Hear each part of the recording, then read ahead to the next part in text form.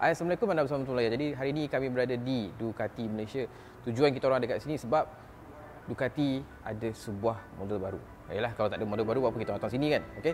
Model dimaksudkan adalah sebuah motosikal flagship atau ikonik bagi jenama Ducati, iaitu Ducati Panigale V4.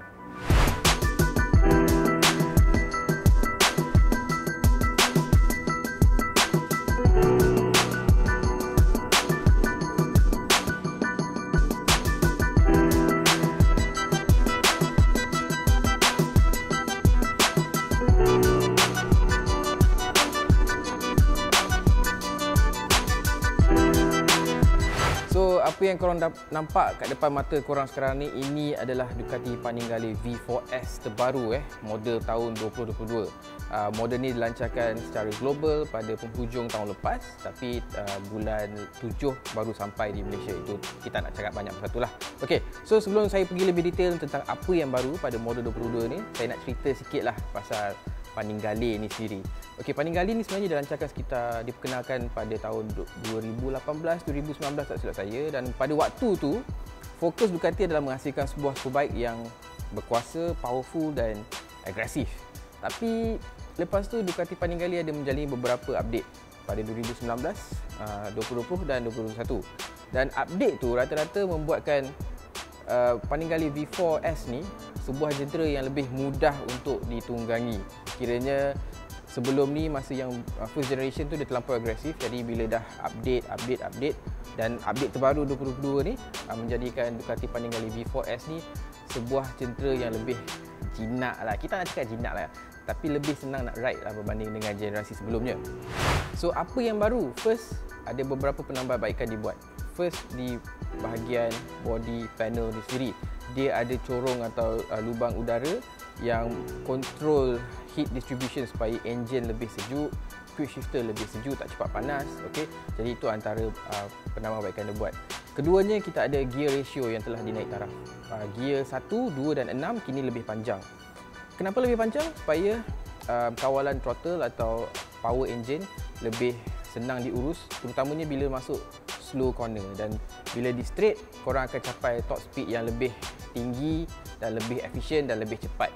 Itu kenapa Ducati melakukan upgrade pada gear 1, 2 dan juga 6. Dan seterusnya bahagian winglet yang ada kat depan tu.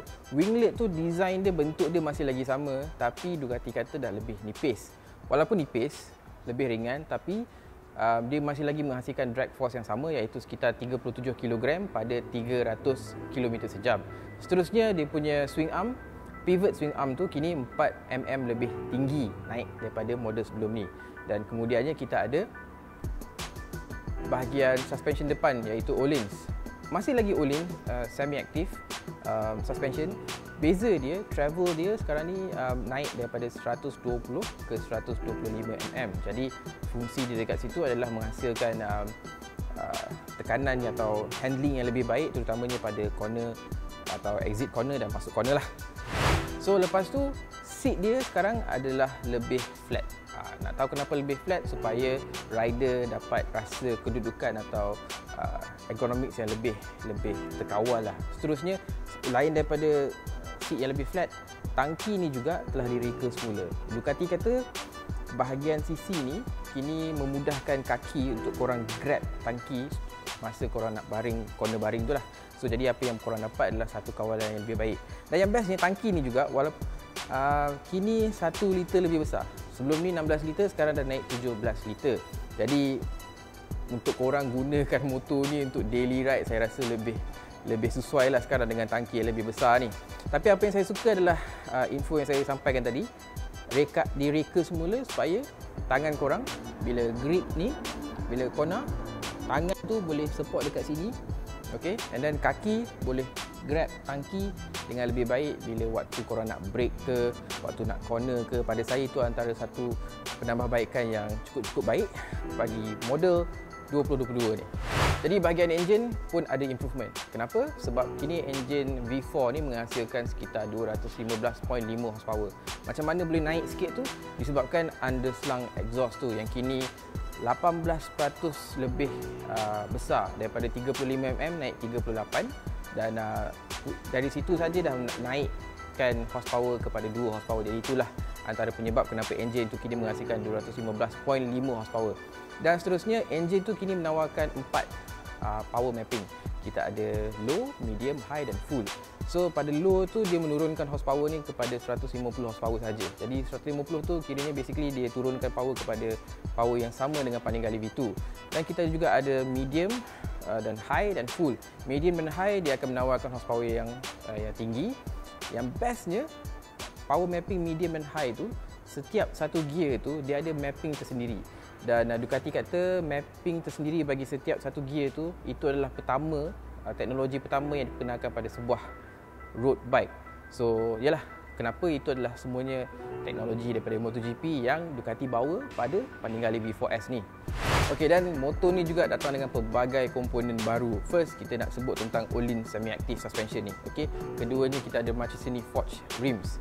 Ketiga, kita ada Brembo Style 5. Of course, itu braking yang saya rasa memang saya sangat-sangat suka sebab dia menghadirkan brake yang sangat baik, efisien dan cekaman dia memang buat kita rasa selamat nak ride motor berkuasa macam ni.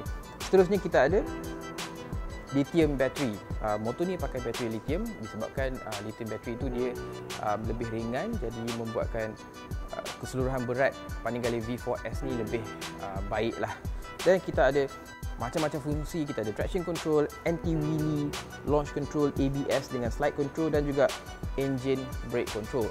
Banyak sangat dia punya komponen ada kat sini. Jadi itulah antara ciri yang membuatkan Ducati Panigale V4S ni sebuah jentera superbike yang sangat-sangat unik, berada dalam kelasnya tersendiri. Yes, kita kat luar sana ada motor yang daripada Yamaha R1, kita ada Honda CBR 1000 RR, kita ada Aprilia RS-V4. Tapi Panigale V4S, walaupun dia sebuah superbike, duduk dalam kategori superbike yang sama, tapi dia menghasilkan atau menawarkan pengalaman yang jauh berbeza, because at the end of the day it's a Ducati. Itu yang paling penting. Okey, so saya dah sembang banyak, mulut dah berbuih, korang mesti nak tahu harga dia kan. Okey, so untuk pasaran kita macam biasa, kita ada dua varian, iaitu Panigale V4 dan juga Panigale V4S. Bagi Panigale V4 harga dia sekitar 148,900, manakala yang depan saya ni yang flagship top of the range 188,900. Yes, berbalik kepada apa yang saya sebut tadi, jenama lain mungkin lebih murah sikit, tapi apa yang korang dapat adalah sebuah jentera Ducati yang berprestasi tinggi, komponen premium, segalanya yang korang nampak ni premium, sebab itulah yang kita nak. Korang nak belanja tu, korang dapat sesuatu yang korang rasa puas hati. Jadi pada saya, inilah dia Ducati Panigale V4S 2022.